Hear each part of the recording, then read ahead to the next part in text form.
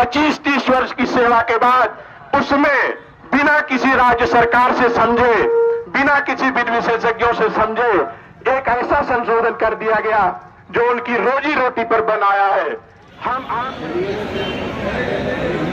धरना प्रदर्शन दिया जा रहा है शिक्षकों द्वारा टेट को लेकर के, क्या प्रकरण है? सर, प्रकरण यह है कि 2017 में आरटीई में संशोधन किया गया और जो शिक्षक एनसीटीई की मान्यता से जो लोग नियुक्त हुए थे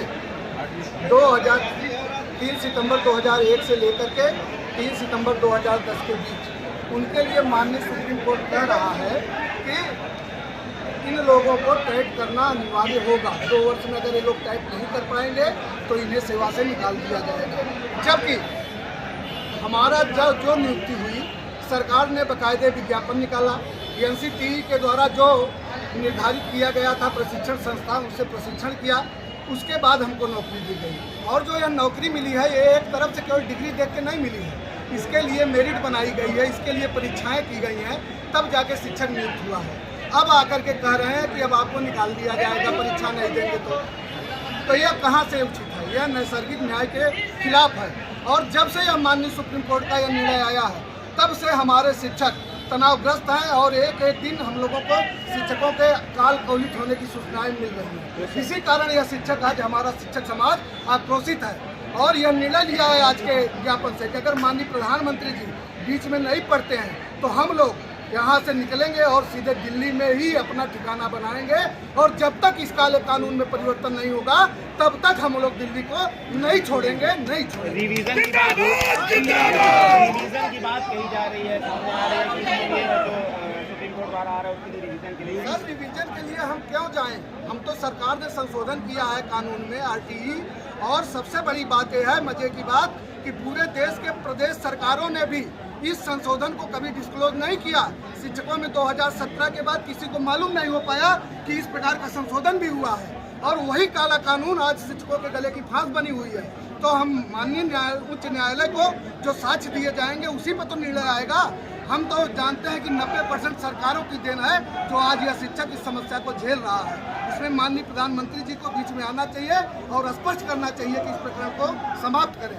योगी सरकार ने खुद रिवीजन के लिए विभाग को बुलाया है लेकर के, टेट की बात को लेकर के, लेकिन बार-बार संगठन घुटने टेक देता है सरकार के आगे। पुरानी पेंशन की बहाल करने की बात कही गई थी। आदरणीय सर, आपको बताएं कि संगठन आज तक कभी घुटना टेका ही नहीं। घुटना टेकना, जिस पुरानी पेंशन आंदोलन की आप बात कर रहे हैं, उस पुरानी पेंशन में एक जनहित याचिका दाखिल की गई और जनहित याचिका दाखिल करने के बाद माननीय उच्च न्यायालय ने निर्णय दिया कि आपका हड़ताल अवैध है और सरकार ने 14% जो देना था उनको 10% देते थे अपना सहयोग, उसको बढ़ा करके 14% किया। लेकिन हम उससे संतुष्ट नहीं हैं।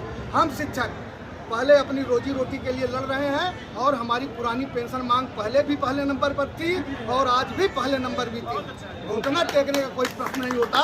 यह शिक्षक समाज है, यह समाज को आईना दिखाने का काम करता है। अगर शिक्षक समाज घुटना टेक देगा तो समाज किस दिशा में जाएगा? सर, टेट के लिए आगे क्या रणनीति होगी? इसके लिए हमारी रणनीति है, हमारे जो प्रांतीय नेतृत्व का आह्वान होगा उसके अनुसार हम काम करेंगे।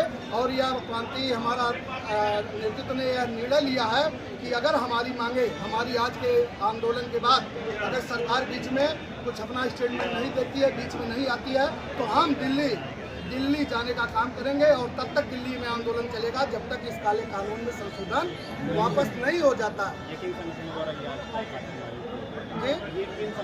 ये उत्तर प्रदेशी प्राथमिक शिक्षक संघ आंदोलन है सर, और यह पूरे शिक्षक समाज, हमारा जो भी शिक्षक है, अपनी समस्याओं के लिए सब लोग यहाँ पे आए हुए हैं। मैं अरविंद शुक्ला, उत्तर प्रदेशी प्राथमिक शिक्षक संघ का जिला अध्यक्ष हूँ। संशोधन समाप्त करो, समाप्त करो।